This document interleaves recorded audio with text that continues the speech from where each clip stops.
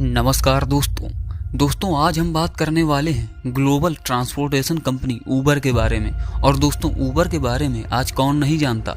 आज ऊबर दुनिया की सबसे सफल ट्रांसपोर्टेशन कंपनी बन चुकी है और दुनिया के लगभग 633 शहरों तक ऊबर ने अपनी पहुंच बना ली है। जहां एक समय था जब लोगों को एक स्थान से दूसरे स्थान पर जाने के लिए घंटों तक बस का इंतजार करना पड़ता था, लेकिन ऊबर ने अपनी तकनीक से लोगों की राह आसान कर दी।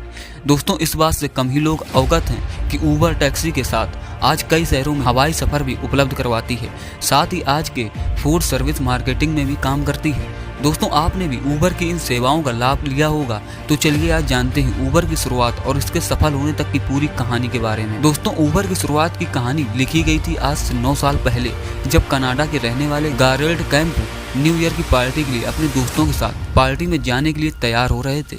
तब उन्होंने एक प्राइवेट कार के लिए करीब $800 का भुगतान किया और तब उनके मन में पहली बार टैक्सी से जुड़ा विचार आया और उन्होंने सोचा अगर एक ही गाड़ी को ज़्यादा से ज़्यादा लोगों के साथ शेयर किया जाए तो सभी का कम किराए में ही काम हो सकता है। दोस्तों गारेल्ड कैम्प की इसी सोच ने आगे चलकर ऊबर को जन्म दिया।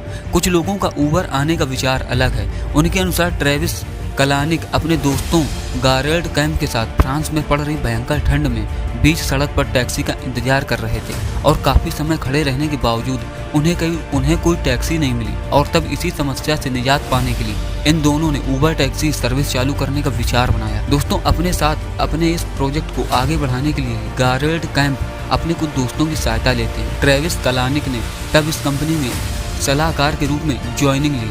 दोस्तों आज यही दोनों लोग ऊबर कंपनी के फाउंडर हैं। कंपनी की शुरुआत से पहले गारेल्ड कैम्प स्टम्प ब्लूपन कंपनी जो एक सोशल नेटवर्किंग कंपनी थी उसके को फाउंडर थे। साथ ही ट्रेविस कलानिक ने भी खुद की स्टार्टअप कंपनी रेड शूज को करीब $19 मिलियन में बेच दिया था। इन दोनों ने आगे ऊबर के लिए साथ मिलकर काम किया और साल 2010 में इन्होंने लॉन्च किया और तब इस कंपनी के पहले एम्प्लॉय बने यूनाइटेड स्टेट के रहने वाले रयान ग्रेव्स और इन्होंने ये जॉब ट्रेविस कलानिक के ट्वीट का जवाब देकर पाई थी। जब कंपनी को ज्वाइन की तब रयान ग्रेव्स जनरल मैनेजर थे और कुछ ही समय बाद उनका प्रमोशन कर उन्हें कंपनी का CEO बना दिया गया। और तब ऊबर ने पहली बार साल 2011 में ऊबर की टैक्सी के साथ अपने ऑफिशियल वेबसाइट में लॉन्च की। और तब शुरुआत में ऊबर केवल ब्लैक प्रीमियम से ही बुक होती थी। तब ऊबर को मार्केट में उतनी सफलता नहीं मिल पाई क्योंकि ये उस समय प्राइवेट टैक्सियों के किराए से 1.5 गुना अधिक किराया लेती थी। दोस्तों साल 2011 तक ऊबर का पूरा नाम ऊबर कैब था, लेकिन सैन फ्रांसिस्को शहर में चल रही बाकी टैक्सियों ने कैब नाम से आपत्ति जताई। तब ऊबर को पीछे से कैब को हटाना पड़ा। करीब 1 साल तक ऊबर ने अपनी तकनीक पर काफ़ी बदलाव किया और साल 2012 में ऊबर ने अपनी एक न्यू टेक्निक की शुरुआत की, ऊबर एक्स। और इस गाइड में कोई भी व्यक्ति अपनी कार ऊबर में चला सकता था। इसके लिए कंपनी टैक्सी को ऊबर में शामिल करने से पहले गाड़ी और उसके मालिक से जुड़ी जानकारियों पर पूरी रिसर्च करता और शामिल करने से पहले कंपनी के नियमों से उसे अवगत कराता था। ऊबर के लिए उनका ये विचार उनके लिए सफलता लेकर आया और कंपनी मार्केट में तेजी से ग्रोथ करने लगी और कंपनी का विस्तार 35 से भी अधिक शहरों में हो गया।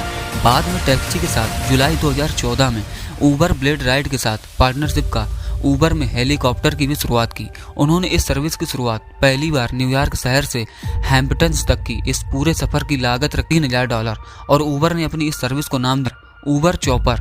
इस सर्विस के अगले महीने ही अगस्त 2014 अपनी टेक्निक और इम्प्रूव की और अपने साथ ऊबर पूल की शुरुआत की। इस सर्विस के तहत यदि कोई यात्री एक ही रूट पर जा रहे हैं तो ऊबर उन्हें पूल के साथ पिकअप करता और सभी यात्रियों के बीच में बढ़ जाता है और कम पैसों में यात्रा पूरी हो जाती है। ऊबर के द्वारा शुरू की गई यह शुरुआत लोगों को काफी पसंद आई और अपनी इस सर्विस के बाद ऊबर की ग्रोथ में काफी उछाल आया और ऊबर ने अपनी सफलता के साथ लोगों के लिए एक और सर्विस की शुरुआत की और उसका नाम था ऊबर ईट्स, जो एक ऑनलाइन फूड सर्विस है जिसका प्रयोग आप भी कई बार कर चुके होंगे।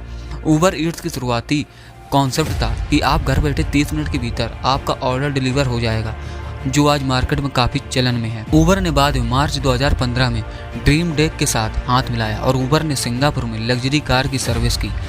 इस सर्विस के तहत ऊबर ने सिंगापुर में फरारी और लैम्बोर्गिनी जैसी महंगी गाड़ियों की सवारी भी लोगों के लिए शुरू की।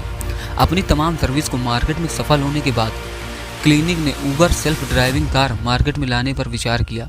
और अपने इसी प्रोजेक्ट को शुरू करने के लिए ऊबर ने मई 2015 रोबोटिक्स डिपार्टमेंट का गठन किया और 14 सितंबर 2016 को दुनिया के सामने ऊबर ने ऊबर सेल्फ ड्राइविंग को लॉन्च किया। दोस्तों, आज ऊबर कंपनी सफलता की उस चरम पर है कि आज ऊबर दुनिया के करीब 83 देशों के 700 शहरों में अपनी सर्विस चला रहा। साल 2017 में ऊबर की अमेरिका की कैब्स में भी 40% हिस्सेदारी हो गई। भले ही दोस्तों ऊबर ने अपनी तकनीक और नए विचार के साथ दुनिया में जल्द ही सफलता हासिल कर ली, लेकिन इस दौरान उनके सामने भी कई परेशानियां आईं और ऊबर को कई बड़े विवादों से उलझना पड़ा।